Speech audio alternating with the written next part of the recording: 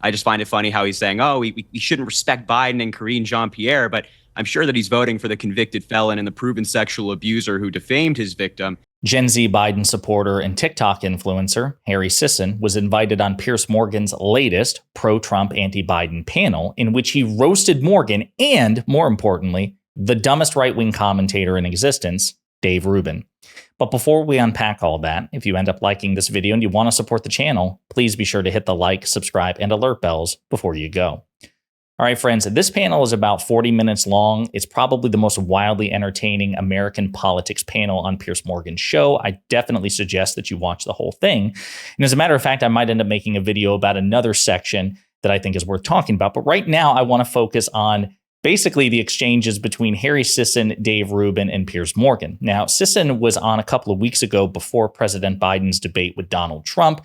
And again, as you know, because we've talked about this in Piers Morgan's panels a lot, Piers Morgan says he's a nonpartisan journalist with no bias, but of course, he does have a longstanding friendship with Donald Trump, and he constructs these panels in such a way that they are pretty blatantly pro-Trump, anti-Biden, and they are very rarely configured in such a way that the pro-Biden, pro-Trump, or anti-Biden, anti-Trump guests are equitable. It's usually like 1 versus 3 or 1 versus 4, with Morgan himself usually weighing in. And even the predicate topics are unrelentingly negative towards President Biden, Democrats, liberals, and progressives, and not so much for Donald Trump. So with all that in mind, right, with all this framing, Harry Sisson does a really good job, okay? He takes on both Morgan and Rubin and embarrasses them both. And I want to start with this one here, this really funny exchange between Piers Morgan and Harry Sisson. Hi, Harry Sisson, you were very gung-ho last time you came on, and you very artfully cut up parts of our discussion last time to make it look like I'd given a warm and emphatic endorsement of President Biden. So let me start our conversation today by being crystal clear. I think he should quit immediately to give the Democrats any hope. And frankly, either way now, I suspect Donald Trump has got this election in the bag. Over to you, Harry. Well, also, Piers, I saw you retweeted an article where it said you tore up a literal TikToker. So we're just playing the same game. No, President Biden I don't disagree with you. So again, that was pretty funny. Again, this guy is quick-witted. He's very funny. He is unflappable. And he gave it back so well that even Piers Morgan's like, all right, fair enough. Okay. And to earn a concession like that from a veteran debater, a veteran journalist, even one as wildly inconsistent as Piers Morgan, I think is a kudos, a tip of the hat to Harry Sisson. Now let's get to the real fun stuff, which is Sisson versus Dave Rubin. And listen, Dave Rubin is really stupid. He's disrespected by obviously everybody on the left and most liberals, but also a lot of people on the right, including his former intellectual dark web, compatriots. Apparently, Joe Rogan wants nothing to do with him. Sam Harris has nothing but disdain for him. But he is also, pretty popular, right? I think he has millions of subscribers. He's an influential name. So yeah, these two commentators face off, and I want to show this in a couple of clips. Look, President Biden should be the nominee. I wonder where Dave got his MD, where he got his degree to specialize in neurology. And I just find it funny how he's saying, oh, we shouldn't respect Biden and Karine Jean-Pierre, but I'm sure that he's voting for the convicted felon and the proven sexual abuser who defamed his victim, and he gives his respect to him every single day. But hey, Harry, do you think that Joe Biden is cognitively able to be president? Yes or no? Yes, I do. You can check out the neurology report he had earlier this year in February, where there said there was no concern, no cognitive disorder. That's coming from an actual doctor, actual neurologist. We're all making this up. So again, so funny. Harry Sisson is again, kudos to him. He's unflappable. He's in the lion's den. He is, outnumbered by more tenured, more experienced debaters, and he's unstoppable. I love the fact that, Dave Rubin had made a comment earlier about how President Biden and White House Press Secretary Karine Jean-Pierre don't deserve any respect. And Sisson's pointing out, like, okay, well, if that's the basis by which you disrespect a person, Donald Trump is a convicted felon, an adjudicated fraudster, an adjudicated rapist. He's been credibly accused by grand juries of Americans in multiple jurisdictions of felony crimes, including the 2 federal cases, one for the willful retention of national defense information, which he wasn't entitled to have, and of course for the January 6th case in the overall attempt to steal a free and fair election. So that guy sounds like he is infinitely more deserving of contempt. And not only do you not have any contempt for him, Dave Rubin, you actually support him enthusiastically. You probably fundraise for him, and you're certainly going to vote for him and encourage other people to vote for him as well. So what Sisson is saying, like, your standards for what merits and doesn't merit respect is in and of itself not worthy of respect. Love that part. Also love how he points out that, while there is wild speculation about President Biden's cognitive faculties, he was examined by a doctor and the full medical report was released. So again, good on Sisson for pushing back. Here's another clip. Like, this is nonsense. I don't know why we're talking about Biden's mental state when we can just look at his record, right? Well, let's focus on the policy, the results, and not just like, Joe Biden looks weird in this one clip. 15 million jobs, historic investment in infrastructure, the largest since Eisenhower, expanding veterans' health care, capping insulin at $35 a month. The list goes on. Donald Trump couldn't dream of doing these things. So for me, as a young voter, I'm looking at who's going to get the job done, who's going to make the country better, and that's Joe Biden. Donald Trump has no policy to run on, and his defenders will go around saying, oh, the felonies don't matter, oh, the sexual abuse doesn't matter, oh, the business fraud doesn't matter, but then they have no policy to even justify voting for that guy. So again, unrelenting. Very important to point this out. And as we've discussed, there is no question that President Biden has simply been by far the more successful executive and legislator. Now, that is a matter of fact. And as Dave Rubin's former compatriot, Ben Shapiro, would say, facts don't care about your feelings.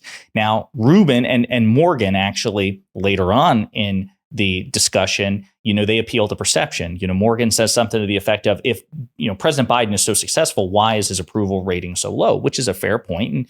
And Harry Sisson does respond like, listen, that's a matter of perception. That's a matter of messaging. That's a matter of the anti-incumbent sentiment, which is pervading the planet. But it is a question of fact. And what Morgan and Rubin can't contend with is the fact that President Biden's agenda and accomplishments have just been wildly more successful. I constantly refer to this Washington Monthly series of exposés and essays by journalists, which look into major policy areas comparing President Biden with Donald Trump. And listen, that's not to say that Donald Trump hasn't had successes or didn't have successes during his administration. And with respect to tax policy, courts, social issues, the Washington Monthly journalists actually believe that Trump did better than Biden, was more impactful than Biden. And this is important. They're not making a value judgment on whether or not they think the policy is good. So with respect to the courts, for example, Donald Trump appointed 3 Supreme Court justices. President Biden has only appointed 1, Ketanji Brown Jackson. 3 is a greater number than 1. He's clearly got more of an impact on the courts than President Biden by packing the highest court in the land. That is a clear, decisive Trump victory. And even I would acknowledge that, even though I think it's awful that he did that. I think it's terrible, particularly the justices he appointed. So if you take value judgment out of the equation, the fact of the matter is Biden has gotten more done in the vast majority of policy areas. And the thing I'd love to get referred to is, for example, like the infrastructure law. So when Donald Trump was president, he repeatedly campaigned on wanting to pass an infrastructure bill. And Harry Sisson points this out, that the bipartisan infrastructure law under President Biden is the biggest piece of infrastructure legislation since President Eisenhower. Well, Trump promised to deliver that too. And he also had, for his first 2 years, not only a sympathetic Supreme Court, which President Biden has never had, because there was already a conservative majority, a Republican appointed majority on the Supreme Court when Trump was president, but he also had the House of Representatives and he also had the Senate.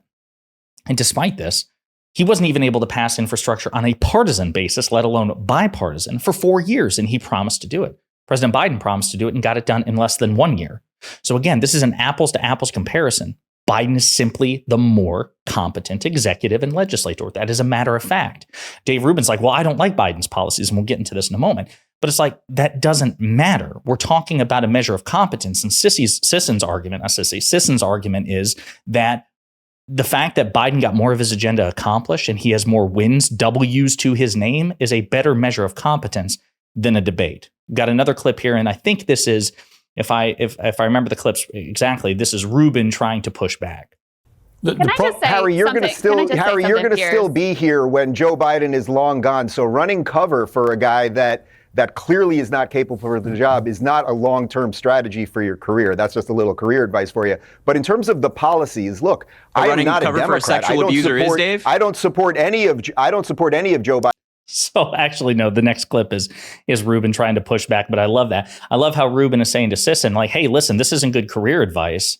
And Sisson's like, yeah, but actively supporting a sexual abuser and defamer of the victim whom he sexually abused is good policy. That is good career advice. That's important to hammer Rubin on in particular. I will point out that, people refer to Trump as an adjudicated rapist. That's fair argument because the presiding judge in the civil case against Trump, the E. Jean Carroll case, clarified that, yes, Trump was found guilty of rape. He was found liable of rape. They weren't able to make the criminal conviction, but in terms of the civil definition of rape, he digitally penetrated E. Jean Carroll against her will in, I think it was a Bergdorf Goodman store in the early 1990s. As far as the civil parlance is concerned, the judge says that is rape. They just weren't able to take it to a criminal level. So that's why people say that Trump is an adjudicated rapist. And that happens to be the person that Dave Rubin is not only voting for in this election, but fundraising for and encouraging other people to support as well. So this is Rubin's attempt to respond to Sisson about President Biden's policy.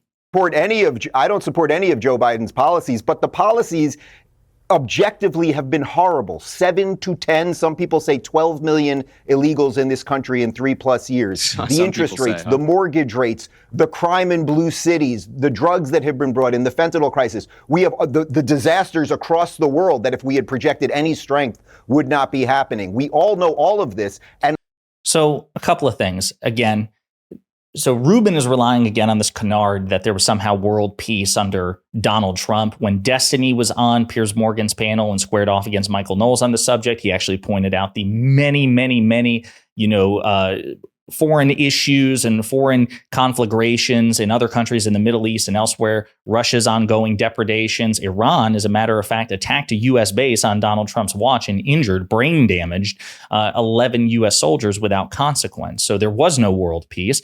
As a matter of fact, under President Biden, we are in objectively one less war than we were under Donald Trump, because it was President Biden that actually got us out of Afghanistan, whereas Donald Trump never delivered on that particular promise. He just set things up in order to make the withdrawal that much harder. So we're actually in one less war, the United States, under President Biden. He wants to talk about, the drug crisis and fentanyl. I will remind you that there has been funding, or rather there was legislation to install fentanyl detecting machines at the southern border.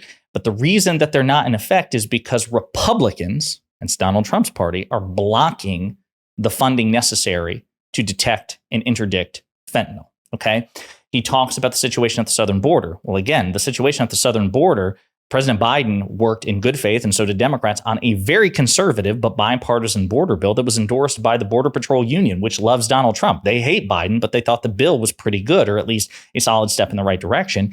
And MAGA Republicans at Donald Trump's orders tanked the bill because they wanted to use it cynically as a wedge issue in the election. That means that Donald Trump and MAGA Republicans are responsible for the ongoing issues at the southern border, because they are allowing it to unfold purely because they want to use it as a political cudgel against President Biden. And again, the list goes on and on and on. But, he talks about mortgage rates. Well, how does President Biden control mortgage rates? He talks about the interest rates. Well, it's the Federal Reserve which sets the interest rates. President Biden doesn't directly control the Federal Reserve. And would you want him to try to order the chairman of the Federal Reserve to cut interest rates? You would say that's election interference, because it's the president meddling in U.S. monetary policy when he should be taking a step back. So Dave Rubin, of course, is an idiot. He's a bad faith actor, and he was humiliated by Harry Sisson there. That was a magnificent performance all the way around. And again, we'll probably do another video about another series of parts from that very panel, in which Piers Morgan talks to former Trump National Security Advisor John Bolton. That in and of itself is priceless.